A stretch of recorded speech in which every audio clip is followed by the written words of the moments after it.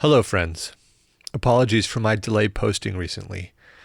I lost a dear friend this week, and I couldn't bring myself to post the episode that I had in mind.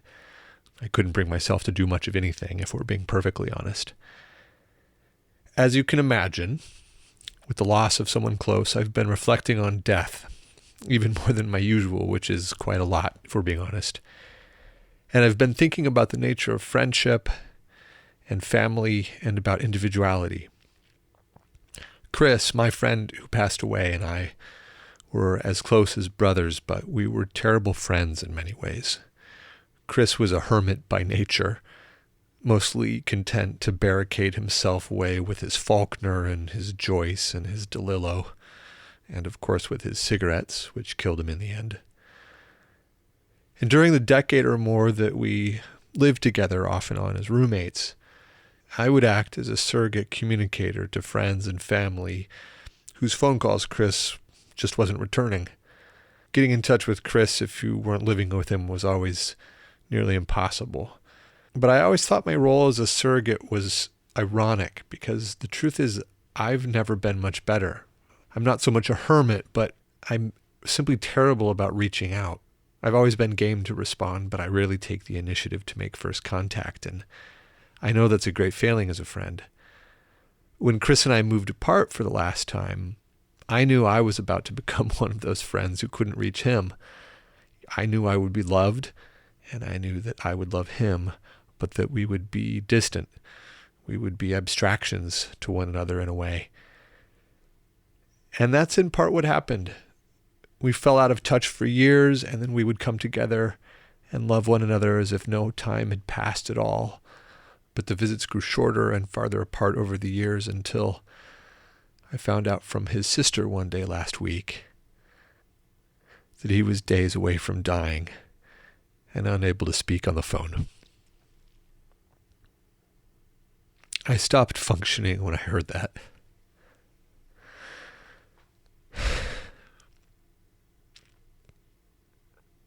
Thankfully, Aubrey took over, and she booked me a ticket to go see him.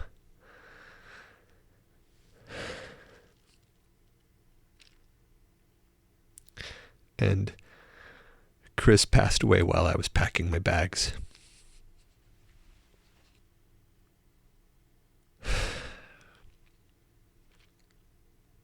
You know, when it first happened, I was numb.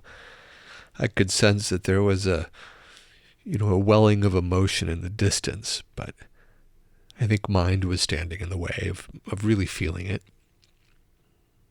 And then the next morning I was standing in the shower, and I remember I squeezed the shampoo bottle, and suddenly I found myself sobbing into the water. I remember thinking that I couldn't distinguish the tears from the shower, and that Chris would have thought that was pretty funny. Well, as you can tell, the tears continue to come and go.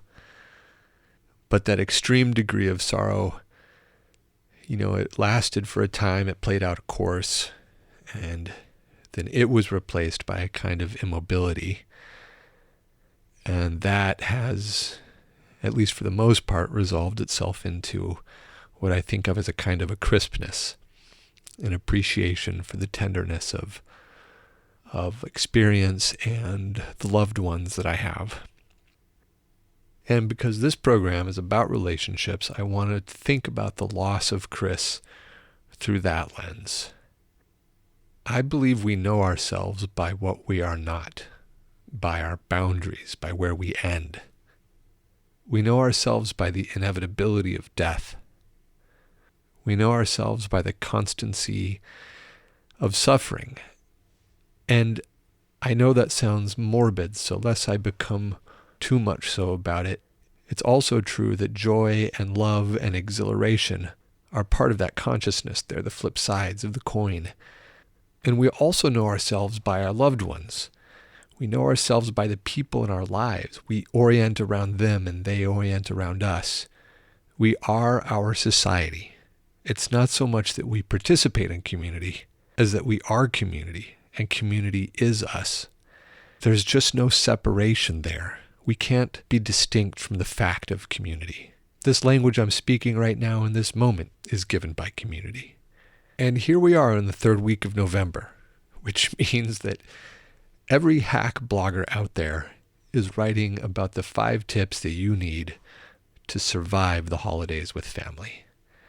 And all I want to do today is remind you that for the sake of yourself and for the sake of the ones you love, please don't just survive them this year. There is always something else available. I mean to say that you are conscious, and the texture of that consciousness is made up of the variety of experience that includes the exhilarating, the awful, the boring, and all of it. And it includes your family and your friends, their good and their bad and their mundane, their imperfections and their wisdom. And Thanksgiving comes at harvest. Harvest is the beginning of death, and that is the precursor of renewal. We live by that cycle. So don't ignore your family. They are you.